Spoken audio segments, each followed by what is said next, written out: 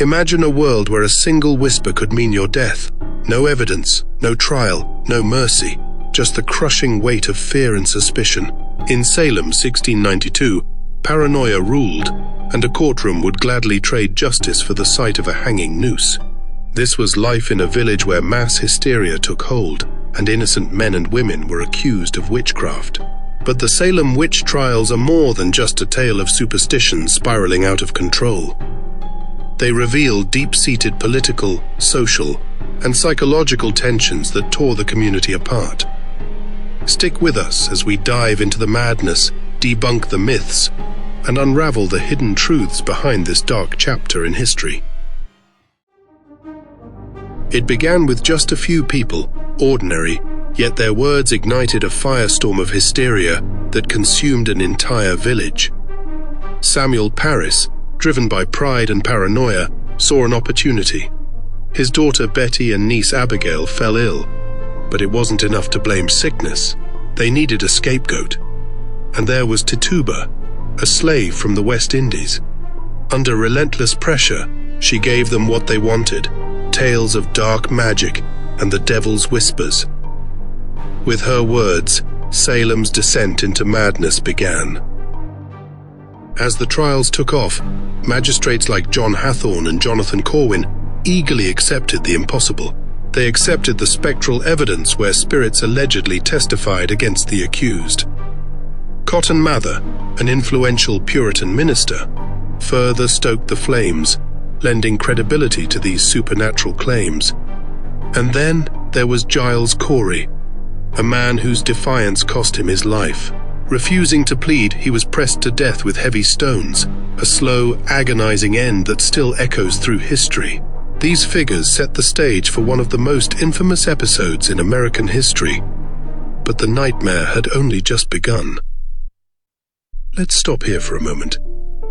Everything you thought you knew about Salem? Wrong. This isn't a story about witches burned at the stake or simple superstition. This is something much darker. First, no one in Salem was burned at the stake. 19 were hanged, and Giles Corey was pressed to death, but not one person was burned. And it wasn't just women who were accused. Men like George Jacobs Sr. and John Proctor were also targeted and met the same tragic fate. The trials didn't stay confined to Salem either. Accusations spread like wildfire to nearby towns like Andover and even reached Boston. And those float tests you might have heard about, not part of Salem's trials, those belong to earlier European hunts. Let's also dismiss the popular theory that ergot poisoning, contaminated wheat causing hallucinations, was responsible for the hysteria. It's an interesting idea, but the selective nature of the accusations points to something much darker at play. What fueled Salem's madness? The answer isn't simple. A toxic brew of fear, politics, and religion boiled over, but each ingredient made the flames burn hotter. Recent wars with Native Americans, like King Philip's War, cast long shadows of terror across the region. Fear of attacks was a constant presence, lurking behind every door. Politically, Salem was in chaos. The Massachusetts Bay Colony had lost its charter, leaving its government on shaky ground and its people deeply insecure. And then there was the Puritan obsession with the devil, a belief system where every misfortune could be traced back to Satan himself. Add to this the personal feuds between prominent families, like the Putnams and the Porters, and you had the perfect tinderbox waiting to ignite. But perhaps the most critical factor was the acceptance of spectral evidence, claims that spirits of the accused were tormenting victims. This so-called evidence was impossible to disprove, and it allowed the accusations to spread unchecked. This wasn't unique to Salem either. It mirrored the deadly witch hunts in Europe, where spectral evidence led to mass executions in places like Trier and Würzburg. Salem's fear wasn't just individual. It spread like a plague, infecting minds and twisting reality. Rationality crumbled as neighbors turned on neighbors. It wasn't enough to save yourself. You had to accuse someone else before they accused you.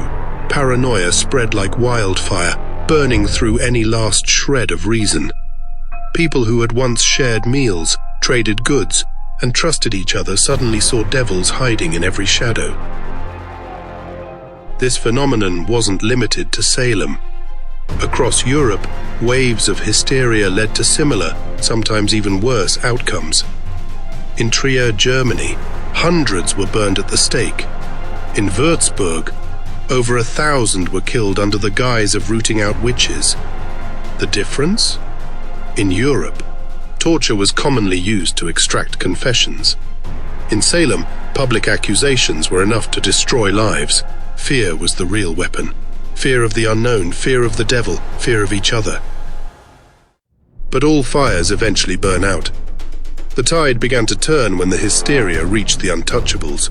Respected women like Rebecca Nurse and Martha Corey, the kind of people Salem relied on, found themselves shackled and on trial. Suddenly, the witch hunt was too close, too real. The cracks in Salem's madness started to show. Even Governor William Phips, who had fully supported the trials, was forced to reconsider when his own wife was implicated. Cotton Mather, once a supporter of the trials, began to question the legitimacy of spectral evidence. Finally, the special court responsible for the executions was dissolved, and an end to the trials was ordered. The healing came slowly. Years later, under a new minister named Joseph Green, the community began to reconcile. Public apologies were issued, and in 1711, the rights of the accused were restored, along with financial compensation for their families. So this wasn't just a dark chapter in history, it's a warning. Fear has the power to twist justice, warp truth, and blind entire communities. And as much as we'd like to think this could never happen again, the truth is, under the right conditions, it can.